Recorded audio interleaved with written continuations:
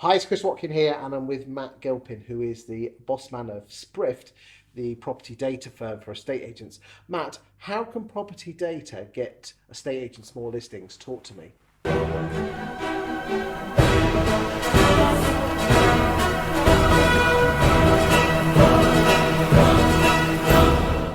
Okay, so it's all about how you are engaging, presenting yourself on a valuation. We can talk about things pre-valuation, but you're there on the valuation, and the journey we've been on with estate agents is, firstly, we gave them information to present to buyers, but very quickly, whilst I thought it was a great idea, it's like no, give me this information. So that I can engage with the homeowner. And the information we're talking about is the property-specific information. So everyone's got their favourite comparables tool or comparables report. Yeah. Well, let's be honest, Rightmove best price guide, isn't it? Exactly. Yeah. And when people first started picking us up, the first thing estate agents were saying to us is, "This is great. It's a clear differentiator to the best price guide." So best price guide, nothing wrong with that. But if I want something, I want to differentiate my business. To try and win the instruction, right, I need to go with something a bit different. So we position the key facts about the homeowner's property to show that you've done that research into their home. You know what you're talking about. You know sort of where the boundary lies, along with the comparables, and that started our journey with estate agents in terms of helping them win instructions. It's since evolved now. So to start with, it was agents were looking for a clear differentiator. Then they were very much talking about, this is going to position me or demonstrate my local expertise, position me as the local property expert. Because they can get all this data themselves, they don't have to buy your product, do they? And the number one actual piece of feedback we get is that we save time. 2 to 3 hours of research per property, trying to collect all the information they did, not only pre-valuation, but pre-listing as well. And then just fielding buyer queries during the sort of the marketing phase. So it is a time saving element, and yes, a lot of it is open data, and yes, what we do is we translate all of these different data sets to go, right, there you are, that's the definitive data set for that property.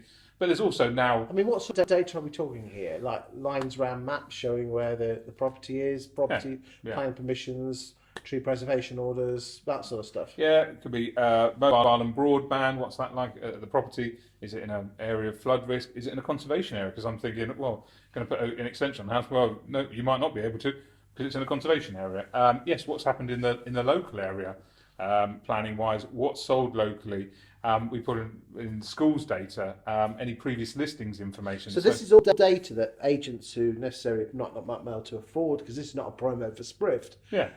You're telling me that by getting property data which is publicly available, they'll prove themselves or appear that they are the most knowledgeable agent in the town. Yes, but it's evolved further yet, which is most exciting, is now agents, and certainly the agents I believe that are really sort of pushing the industry forward, are talking about transparency. That's the key word that's coming out of this, that if I'm going to go around there and be this transparent about, this is all the information we know about your property, and this is how I'm going to present it to the buyers, so we can deal with any kind of video nasties, if you like, in there, deal with it up front whilst it's still in my control before it's got into the conveyancing process. Then I'm going to be equally transparent with you, with all of my negotiations and dealings, and all of my dealings with you. And that's at a time when everybody's talking about transparency, everything is available online. It's a key message for this industry, especially an industry that in the past has maybe been harangued for it not being transparent enough. But by chucking out the data, not only do you show that you're a knowledgeable agent, but you show that you're implying that you are transparent, because transparency, I think in Peter Knight's EA Masters, that the best agent guide, that estate agency guide, that always comes up, transparency is always at the top.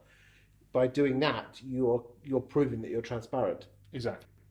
And that comes back to us a hell of a lot, not only from agents that really wanting to demonstrate the transparency, but in terms of buyers and sellers as well. Tell you what, just because, again, this is not a promo for Sprift. Yeah. Where do people get all this data from? So So what about tree preservation orders and plan permissions? Where do they get that? I'm assuming from the local council. Yeah, exactly. Yes, local authority. It's held Okay. with your local authority or local council. Okay. What about lines round who owns what? That you have to go and buy the land registry certificate for that. Ali. It is land registry. Yeah, everyone wants to know the boundary as per the land registry title plan. So yes, it can either be pulled in electronically, or you can go and buy a copy of the title register and the title plan for each property. £3 a go. Is that available for free, or do people have to pay for that? If you're looking at, if you know how to handle, if you're you can program the software if you like, and you're proficient in software, you can actually go and download for free a data set of the basic, like the polygon of the title plan. The difficulty then is you then got to put over a map, so it might be a license for the map, and then you've got to know how that, because what they don't do is they don't say, oh, there you are, there's the polygon, there's that boundary, and here's the title plan. If you want the title plan, then that's, I think it's now £20,000 per annum for the license to be able to know that polygon equals that title. I'm with you. I'm with you. So the easiest thing is, pay £3 and go and get it that way at branch level. Okay, so what other data's on there that's important? So again, we can teach some people watching this for free. What else is there? So we've done tree preservation orders, local property.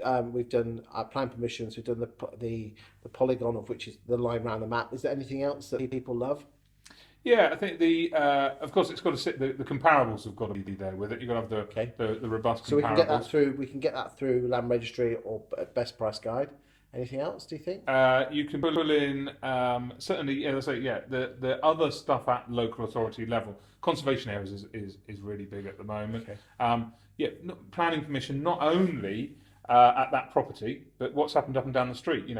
A precedent's been set, or as next door just put in an application that if that's going to come up in local authority searches, you want to know about that now, because you either got a hand. So planning works both ways. It's either going to be an objection at some point you need to handle, so deal with it up front as soon as possible, or it's going to be something that's going to play really nicely into your hands. We say, well, look, majority of the houses in the street have done the loft conversion, so Mr. and Mrs. Client, if you were thinking about, What, are you talking about estate agents actually spending some time preparing for a free valuation? Well, they're telling me they spend lots of time doing it, and that we there are tools that can help them save time. Matt, thank you for your time today. I think lesson learned here is, boys and girls out there in estate agency land, that you are asked out on a free valuation. The thing that's going to differentiate you is property data. Appearing that you know what you're talking about. Let's be frank, Purple Bricks did coin the phrase local property expert, but how many of them actually come across as estate agents as property experts? And if you've got the data, you're going to look like you know what you're talking about, even though you don't. Thank you for your time today, and I'll see you on the next video. Thank you, Matt. Thank you, Chris.